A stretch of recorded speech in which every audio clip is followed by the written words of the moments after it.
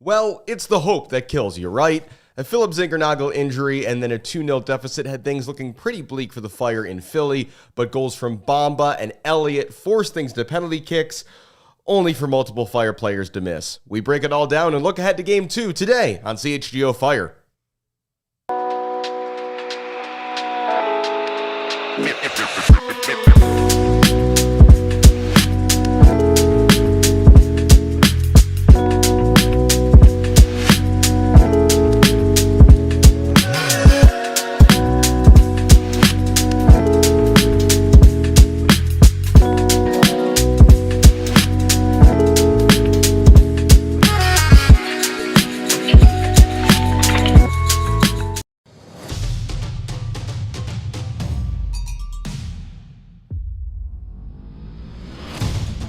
This is CHGO Fire. I'm Alex Campbell. Thanks for joining us here live on the CHGO YouTube page and listening wherever you get your podcasts. I'm switching around the role I was playing yesterday as I am joined by John Thornton, the host of the Bonfire of Men in Red 97 Media. John, this is long overdue having you on the show. Thanks for being here. Super happy to be here. Appreciate you having me on. A little bit of a home and home action, so good to be here. Absolutely. Thank you to John. Thank you to Tim and Alan and Austin and Matt for having me yesterday on the live stream watch along on the Men in Red 97 YouTube page. If you are watching on YouTube, when you're done with this, go over and give them a subscribe. That would be greatly appreciated. We had a really good time over at the Second Star Bar at the Fire pitch. Shout out to the Fire and the event they put on there. Great crowd in the house. Really, really good time. Thanks to everybody who tuned in on the live stream.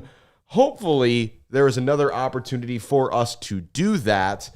But before we get into the details of the soccer we watched yesterday, John, having slept on it, how did you wake up feeling this morning?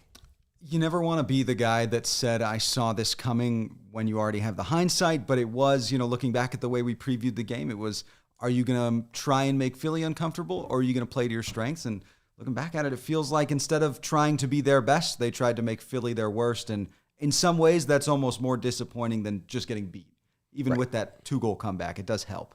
Right. I mean, I was the negative Nancy on the pregame panel and was predicting a 2-0 Philly win, which looked like we were kind of cruising towards, and then that's not what we got. So let's talk about it. Philadelphia Union 2, Chicago Fire 2, Philly Philly win 4-2 on penalties in Game 1 of the best-of-3 first-round series in the Eastern Conference in the MLS Cup playoffs. Lots of things to ponder pre-match. First, Greg Berhalter goes back to the back three. Rogers and Kouame come back in for Gutierrez and Oriel. What did we think of this strategic choice? We've seen them kind of flip-flopping between this in the last few games, and Berhalter, opts to go with the more defensive option from the start here.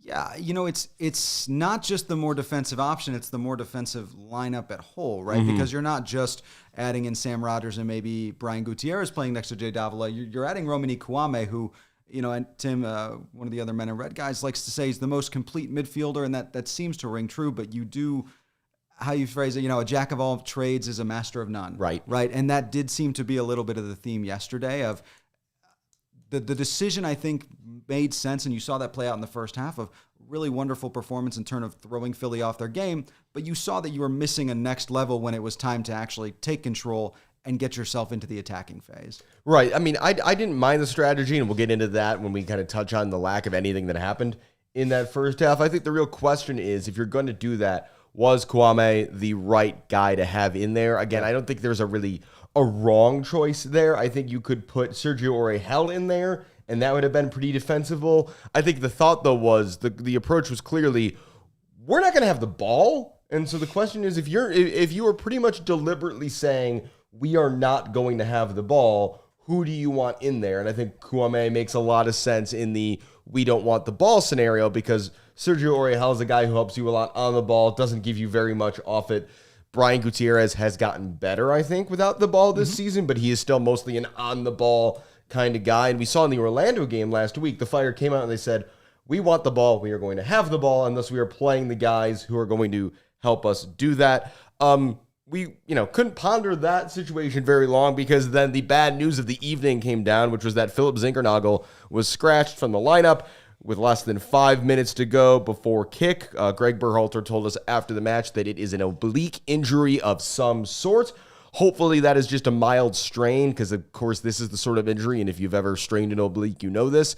It's the sort of thing that wouldn't stop you from playing soccer, but it can make it really, really painful and really, really just an awful, awful time. Zinckernagel, interestingly, did not stay on the bench in this game. He ended up going and watching the game with Joe Mansueto and Frank Klopas up in a suite there at Subaru Park, which I think is not a great sign because, as we will touch on later, I think it might have been nice to have Philip Zinckernagel available to take 2 steps and kick a ball at the end of the night. Might not have been bad.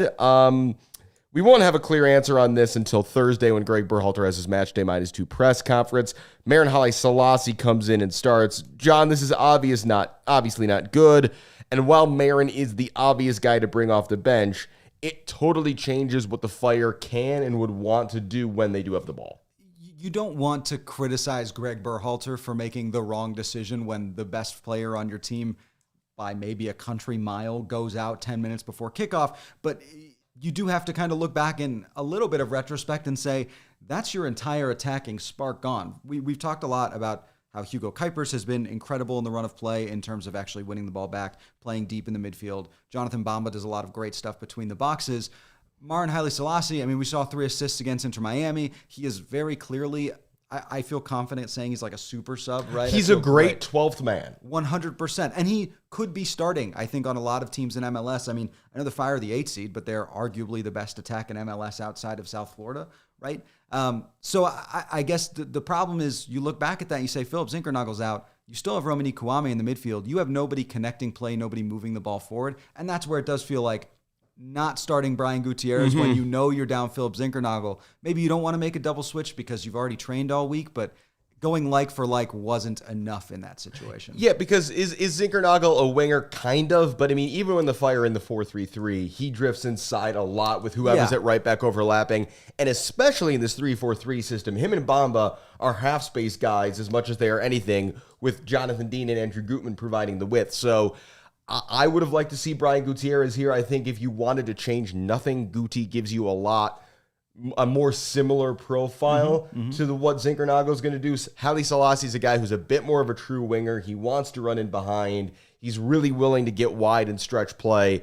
And just it then changes what you wanted to Jonathan Bamba, because now Bamba becomes your more on-ball technical guy, and it doesn't let him do what he's generally been doing with Zinckernagel in the lineup. Well, and who do you want on the field when Marin Haile Selassie is trying to make those run in behind? Because Jay Davila, as impressive as he's been, and I think his offensive game has grown, even though he's obviously more traditional 6, like his passing ability isn't there. Yeah, where's the progressive passing in this team yesterday? The answer is Jack Elliott and blank. Yeah, you want to give Joel Waterman credit, but it's like, who on this team is A, sending set pieces, and B, sending long passes? The answer to both of those questions is Philip Zinckernagel and then Brian Gutierrez. It was obviously Andre Franco for a time, but no longer.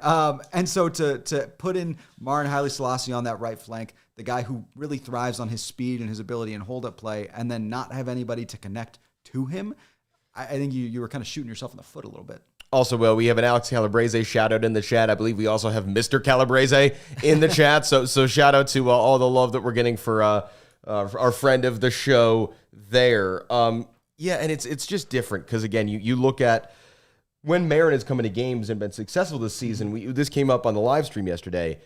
Most often he is replacing Jonathan Bamba, and it is Bamba's a guy who's going to be a little more deliberate, get a little more on the ball, and Marin's just going to run, and he gets the advantage of running at a tired back line. Yep. I don't know the exact number, but the number of minutes him and Bamba had played together this season before last night, it's less than a 90. It's not much. So I just think this was an awkward position to be in for the Fire. And maybe you could look at that and say, hey, honestly, this makes it more impressive given the personnel. Let's just touch on this real quickly, John. First half, literally nothing happened. And the Fire kind of were okay with that. That was kind of the goal. Our friend Tim Hotsey pointed out that when Philly have a lot of the ball, they struggle a bit. It's not a huge sample size, but in games this season where Philly have had more than 58% of possession on the year, they have not won any of those games in regulation. The big notable one is Indy 11 took them to extra time in the Open Cup. And again, we've seen other teams do this. The strategy is just give Philly the ball because they want to be pressing and turning you over, and they want to be in transition. If you just give them the ball, we just talked about the Fire's lack of progressive passing. Other than Kai Wagner, there are not a whole lot of progressive passers in this Philly team. There's a lot of guys who want to be making runs down the field in a hurry and chasing long balls, or guys who want to be forcing turnovers. But, if you look at Jean-Jacques and Lukic in midfield, that's a very function over fashion kind of midfield. And Wagner's, again, really the only guy who's going to be dangerous from deep. And so it's not that Philly is any sort of solved unit, but there is kind of a rubric for how to approach them if you want to just make them really annoyed with the game state. Yeah, I think the problem when you look at what happened in the second half, and I know we'll get there in a sec, is frankly, like, you can only play that game for so long before Philly's going to find the opportunity to take advantage, right? And you look at the first 45 minutes, that's Greg Berhalter's plan working to a T. You made it sloppy. You kept it 0-0. You're hoping to get into the second half and maybe make your subs, and that's where you find that final goal. But that's where losing Philip Zinckernagel, I think, really kills you because, man, now you've got nothing to go get down to the corner. Only 2 corners in the first half for the Fire. Haile Selassie, not a bad dead ball delivery guy, but again, this is a situation where the drop between Zinckernagel and the next guy's pretty high. We also saw, and again, we'll get to this, the game's decisive moment involved Jonathan Bamba just hitting a miserably bad free kick. But yeah, but your point about getting into the second half and drag it out till you make subs, that was going well because the second half, like the first half, started with 20 minutes of more nothing. Just absolutely nothing happening. Philly finally get tired of this. They make a double change. They bring in Mikel Ua for Damiani. That's basically just a like for like, hey, let's throw a different striker on the field. And then Francis Westfield for Nathan Harriel, who's a 19-year-old I had never heard of, but we found out yesterday he is very fast and he can hit a soccer ball really hard. The Fire respond with Mauricio Pineda for Jay Davila. In hindsight, I don't like this choice at all. At the time, did this make sense? I'm not really sure. Again, Pineda's a defensively solid guy. He's certainly a little bit more cautious than Davila, but you went from very minimal on-ball X factor in the team to even less on-ball X factor in the team. Yeah, and realistically, I mean, look, one thing Mauricio Pineda does do better than Jay Davila is progressive passing. To be fair, like, he can ping a long ball when he needs to. He's not necessarily on the level of Brian He's not going to Gutierrez. press either. Yeah, that's the thing, too. It was a little... It felt in retrospect like whoever made the first move in terms of subs won this game, and that's obviously how it turned out. But I think the response from Greg seeing, seeing Michael Ura come on, the idea was we need fresh legs. Jay was tired, 3 games in 7 days, 8 days. Yeah, we don't know if maybe Davila is coming into this game at, say, 80%. And this, for all we know, could have been a pre-planned sub. It didn't come out. We haven't seen Mauricio Pineda play much soccer in the second half of the season. He got a contract extension mostly because he's an awesome locker room guy and is a guy who, is not a big cap hit and is versatile. You can throw him in defensive midfield. You could throw him in at center back. And look, I give him credit, right? He started something like 17, 18 games this year and I think played the best of his career, arguably. But Greg making that, again, defensive-minded substitute to keep the game where it is when Philly is now saying, we're looking to open you up more. Ura's a little bit better at some of those, half space runs, right? Opening up space for other players as opposed to scoring himself. And so Greg, I think, taking that defensive stance instead of moving immediately to, all right, this is now going to be a track meet, let's go win it, I think ultimately kind of played out the way it did, right? Well, yeah, we didn't get very much time to ponder what we thought of Mauricio Pineda coming out of the field because Philly scored immediately. The Fire, again, they've done so well all game. And here's the first time it happens. They get in the position they don't want to be. They push a bunch of guys forward. They turn the ball over.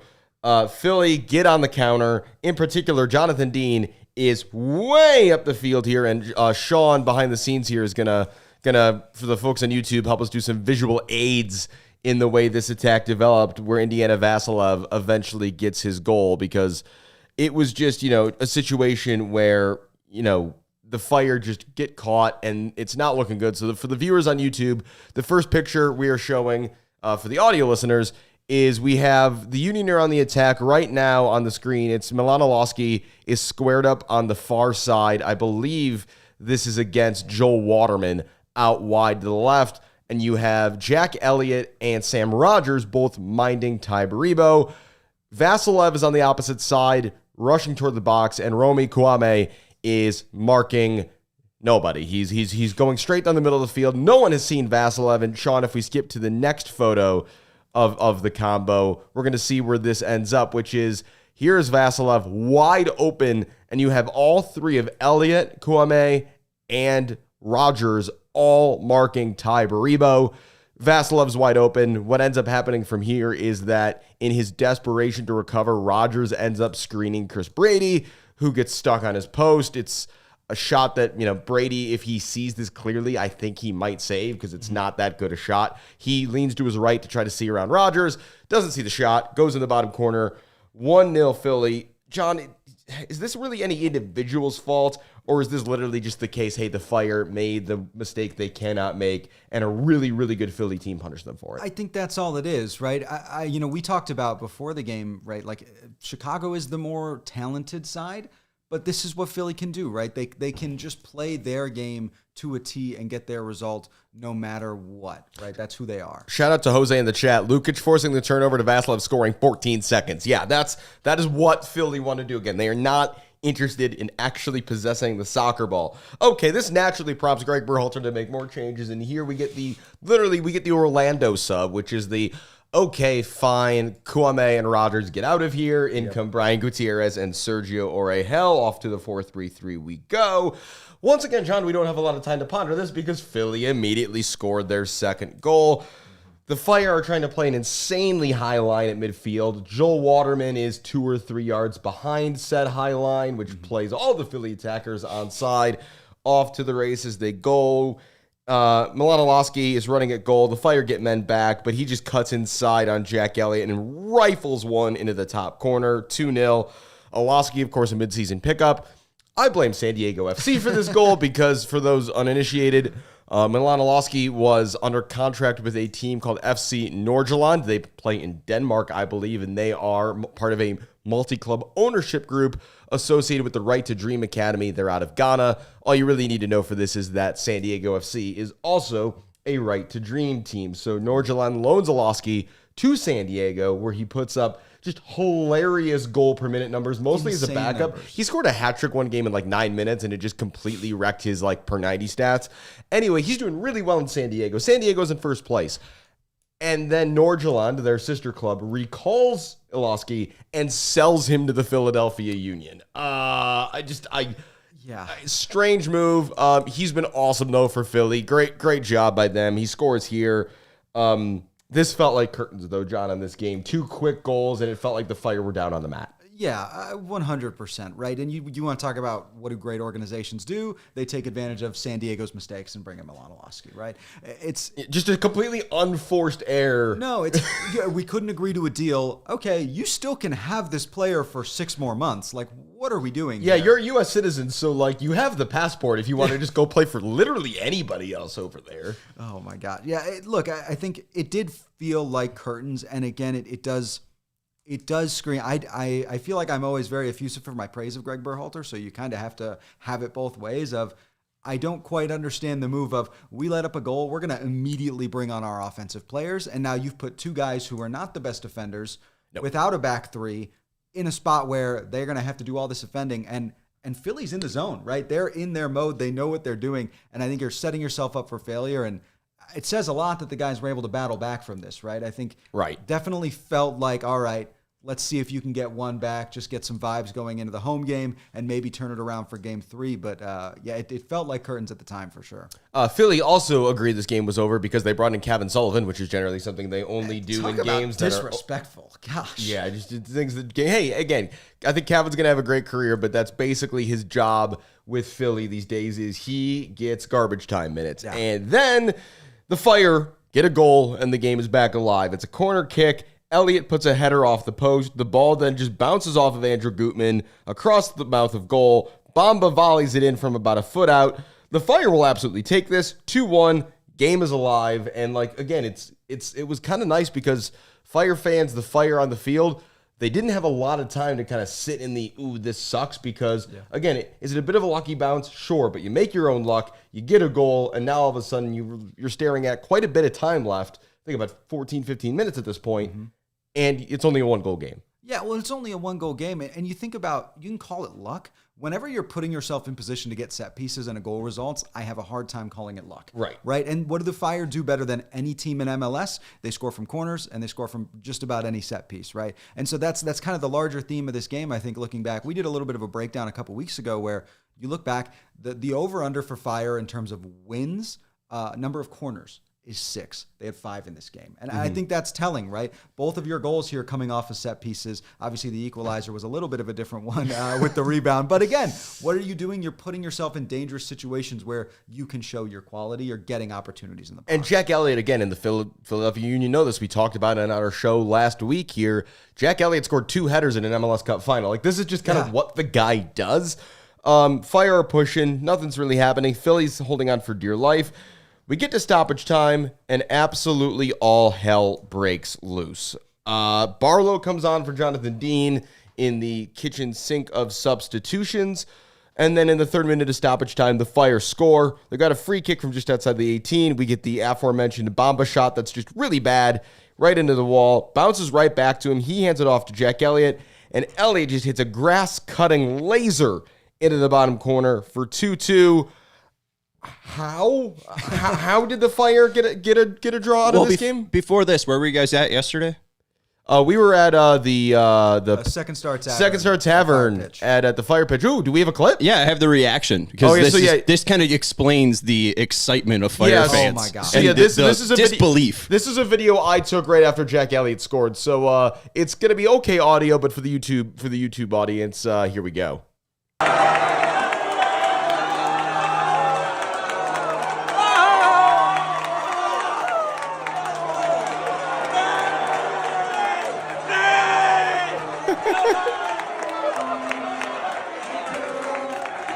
There's a view of our setup there at the end. In the corner. That was a fun time. So yeah, the place goes absolutely nuts. It's like, all right, we're going to penalties, and then Sergio Oriol says, "But wait, there's more." Brian Gutierrez and Kai Wagner get into a shoving match. It looks like it's going to be separated. The referee's getting there. Lots of other players are getting there. This looks like it's going to be diffused pretty quickly. We'll get the full-time whistle, and off the penalties we'll go. But Sergio Oriol cuts the referee off, pushes Kai Wagner, including hitting him straight in the throat. Straight red card, easy call, right call, very stupid. And just again, it didn't affect like the way the game probably ultimately played out. I don't think Sergio would have taken a penalty. No. But just stupid. Yeah, look, I mean, you say it doesn't affect the way the game played out. The Fire did have one more chance down in Philly's end. Like, it's not impossible to think, although it is unlikely, that one more body can do the trick for you. But yeah, it's a little bit of Brian Gutierrez early in the year throwing elbows, right? It's like it's the exact same thing. But we thought these guys were like, Sergio seemed so mature for his age all season, and then it's like, yes, this is a child. Yeah, but what did you say to me before the game?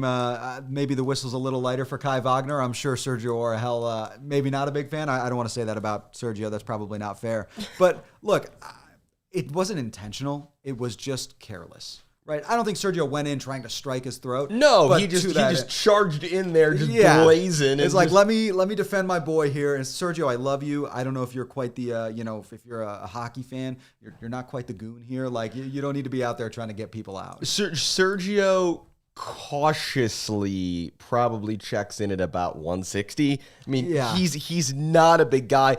Not that Brian's the muscliest guy either, but Brian's at least 6 feet tall. He's turning the show into talking about guys' muscles. That's great. No. Yeah, right. I mean, But anyway, but to that end, you do love to see Sergio standing up for Brian. No, you love Sergio standing up for his guy. It's just there are better ways to stand up for your guy than getting sent off. And again, when we get to game 2 on Saturday, this does have implications for what are you going to do with the lineup next week, because the Brian and Sergio midfield is not going to be an option that's available to you. Okay, so we get to penalties, and we'll walk through this because it honestly wasn't that eventful of a shootout. Opening shot, though, Mikel Ura goes first. His shot is saved by Chris Brady. Gives the Fire the advantage. Nice job by Chris. Jack Elliott goes first after having to take a very, very long walk to go pick up the ball because, of course, all the ball kids just totally vanished. But there was a camera crew in the penalty area. Gotta love MLS. Jack hits a bad shot. It's saved by Andre Blake. He said in the postgame, like, yeah, that was a terrible penalty. It's like, yeah, okay, got to kind of call it like you see it at that point. Francis Westfield goes second. He hits a banger, scores. Guti scores. Alowski scores. Kuiper scores. Bariba scores. And then Joe Waterman takes a penalty and hits the crossbar. That was interesting. But the next one is Hugo Bueno rolls one into the corner, sends Brady the wrong way. Philly win. They celebrate. Greg Berhalter John said postgame that questioning the penalty takers is just looking in hindsight. Is it? No, right? You're paying Jonathan Bamba, what, $6, $7, $8 million a year? And Greg was like, he was going to go fifth. And I'll get back to you in a second here. Yeah. This is a trend. I thought the soccer world had finally grown out of this because for a very long time, there was this trend. I think of Cristiano Ronaldo as the face of this problem, which was you would get these guys who were the stars of their team, and they'd want to hit the winning penalty. They'd want to have the walk-off. And so what you'd get is guys like, oftentimes I remember in those Madrid Champions League shootouts, Ronaldo would go last. And it worked out that one time. They won that one Champions League final in penalties where he got to have his little walk-off moment. Yeah. I think I don't know what he was slated to go originally. He ends up going, I think, fourth in that shootout because it was the one to clinch it. And that strategy, it leaves you with the potential of your best takers or some of your better takers not shooting. And so the soccer world has largely adapted to what I would call the FIFA approach, which is just have the best guys go first. Just get goals on the board. And again, I don't know if this was fully Greg's decision. I don't know if Waterman was really confident about this. For the record, he had never taken a professional penalty in his career. That was his first last night. But you're paying Jonathan Bamba all this money. And to have that guy, especially in a game where Zinckernagel isn't available, you're like, okay, well, if Zink's not taking a penalties, surely everybody will just move up in the pecking order. Yeah. And again, we don't know whose choice it was. I think it's pretty inexcusable that Jonathan Bamba doesn't take one, and that Joel Waterman, again, nothing on Joel. I mean, he got a little excited. He hit it high, hit the crossbar. It's not fair to blame him for this loss. But again, it's just, this is a young team. It's Berhalter's first season with the team, and there was a few moments in this game, that choice in the penalty shootout, Orejel's red card, there was just, the substitution and bringing Pineda in. There was a few things that, this Fire team hasn't looked that inexperienced this season. They looked like they have limitations, but there was a few moments last night where it's just like, oh yeah, this is this group's first time going through this, and we kind of saw that. Yeah, and you almost wonder if that was kind of the rationale, right? The one thing you could never, ever take away from Joel Waterman is his mentality, right? His kind of mental toughness. And I think that's maybe if Greg was choosing, right? Because we still don't know because he wouldn't tell us. But which is fair by him. Yeah, that's 100%. Managerially making that very murky and not letting anybody be able to read whose choice it was. For the players, that's the best. Which, thing. in some ways, I think kind of tells you that it very well may have been the players, because otherwise, Greg would be saying it was my decision, whatever. Anyway, I'm riffing there. Anyway, but no, look, and maybe to your point of a little bit of an experience, that's what it was. Because realistically, outside of Jonathan Bamba, who the biggest criticism of Jonathan Bamba is he's not clinical, right? Who are you going to next after Joel Waterman? I think it's a bad look because he was a center back, right? Would you rather have Mauricio Pineda taking that? Haile Selassie, I think, is the guy there, given that he's on set pieces while he's on the field. So, I think it's Marin. Again, if maybe Jonathan Bamba's not a good penalty taker, which is incredibly a believable thing based on the shooting we have seen from him inside the area this season. Again, I think that's generalizing too much. I think that's mostly a mental thing. Mm-hmm. Guti took one, and Brian Gutierrez is a good penalty taker, and Brian Gutierrez frequently forgets how to shoot when he's in the penalty area. So maybe that's not a fair comparison. No, but it's just, this to bring it full circle, we were, texting earlier. It's, do the Fire win this game if Zinckernagel plays? And I think it is hard to say that in the course of open play, because I don't know how much Zinckernagel changes the way the game flows. The point where it makes a difference is Philip Zinckernagel takes a penalty, and you trust him to convert. So if you move, no matter what the order is there's a version of events where neither Joel Waterman nor Jonathan Bamba take a penalty because Zinkernagel's in that first four, and you never know how things play out from there. So again, that's very much hindsight, but it feels it's a huge credit to the Fire that they got through this game, that they made this comeback the way they did. But it does feel like maybe the most crucial time they missed Zinckernagel was having a guy who's been in those pressure situations in his career before, who's the guy right now. And I think they missed him there. Yeah, frankly, you're missing the best player in the game, right? And that's, I think, about as succinct as you can be about it. You're missing the most talented player on either side. Forget about the 90 minutes. Yeah, he's probably taking the first penalty, and you're probably starting up one instead of starting even. No credit to Jack Elliott. He said it was bad, but to your point, if you're starting Philip Zinckernagel, you're ahead going into shot number 2. Is Jack a little more relaxed maybe if the Fire have already put one in the back of the net? Yeah. And how does that affect the second shot from Westfield if he's down 1-0 again? Because penalties is 95% mental. I mean, John and I could get lucky, could step up there and score on a pro goalkeeper. It's a really weird thing. Well, and I mean, look, I don't want to criticize him too much because it's penalties and penalties are weird, but to your point there, Chris Brady went right all 5 times. He did not make it difficult for Philly. And the tough thing there, though, in his defense is, unlike in Europe where they've got these big sample sizes and you could see the goalkeepers right on their water bottles. Hey, I went on Transfermarkt this morning and I looked at their penalty history. MLS players just don't take penalties very often. And so it's just a situation where, if you're Brady, you probably studied what, Ty Baribo does. Yeah. But other than that, it's like you're not going to be prepared for anybody else to be taking a penalty on that team. Yeah. And likewise, if you're Andre Blake on the other side, you've probably looked at Brian Gutierrez's penalties and Ugo Kuiper's penalties. And everybody else, you are just guessing. No, yeah, absolutely. All right, so let's look ahead. Next Saturday, SeatGeek Stadium, 4:30 p.m. on November 1st.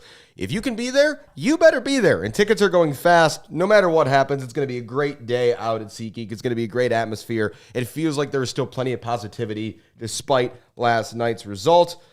And then, John, this can be as specific or as general as we want it to be, but what do we want to see from the Fire? Do we want to see them go out there and grind again? Do we want to see them go out there and say, screw it, we're going to play our game, and if we lose this game 6-4, who cares? I think that's what it has to be, right? I truly think... Go down swinging? Yeah, go down swinging. I mean, look, you played the game where you make Philly bad.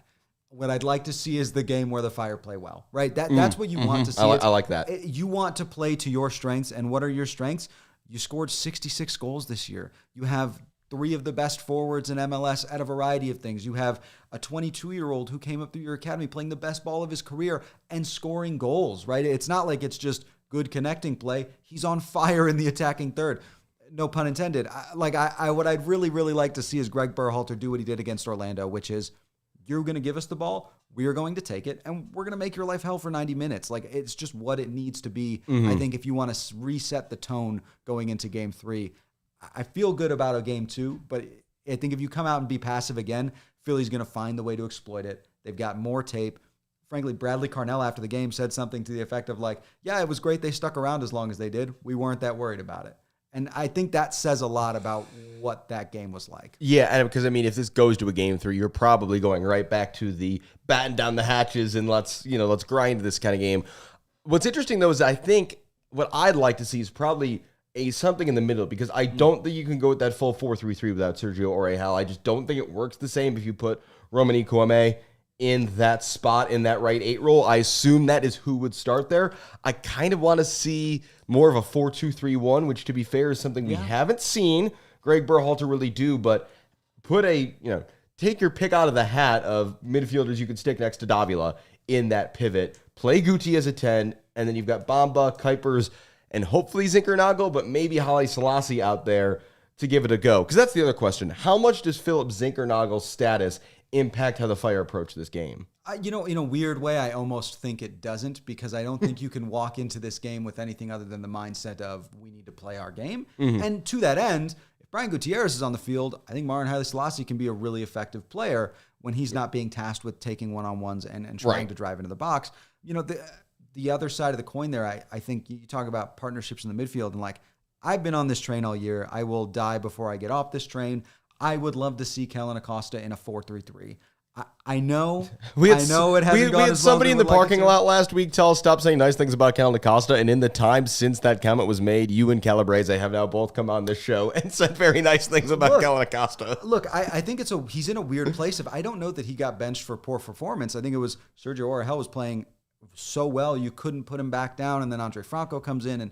Look, what does this game call for? It calls for line-breaking passes. It calls for set-piece delivery. It calls for, frankly, somebody who can, poop house a little bit. Edge.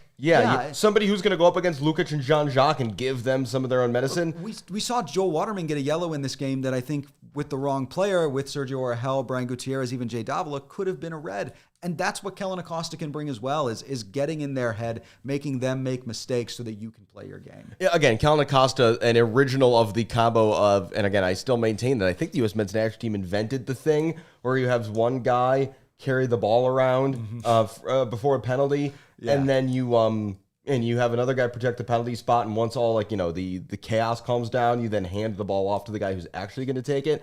Kellyn Acosta was the decoy in the first time they did this, where Acosta has the ball and is being just annoyed constantly by a bunch of opposing players. Eventually, then gives the ball to Christian Pulisic, who scores the penalty against Mexico, and that. Talk about, I'll just say, talk about a shithousery of a game. Kellyn Acosta, if you need somebody to go out there and, mix it up, muddy up the middle of that field, God knows that turning SeatGeek Stadium surface into mud is not a particularly difficult thing to do. Oh, gosh. No, I would not mind it all. Again, I don't know what happened with Kellyn this season and why he did not play the role we would have expected. Yeah. The way Greg Berhalter has talked about his effort all year, though, reflects that it's he hasn't been down on it and said, oh, I'm going to, not going to try as hard because I'm not playing. So, no, I would not mind at all an Acosta Davila pivot. I'm not expecting it, given that we didn't see Kellyn in this last game, but I wouldn't mind that at all as a combo. And then, again, we'll see what Philip Zinckernagle's abilities to play in this game are. If they're limited, I think you start him on the bench because I in a game like this that has penalty potential, I don't think you want to say, hey, Phil's got an hour. And then depending on the state of the game, you have to pull Phil and then hope that you can, with whoever else is out there, make it work in the final, say, 20 or 30 minutes of the game. But we'll see again. That's going to be a big, big deal on Thursday to get that update from Greg Berhalter about how Philip Zinckernagel is doing.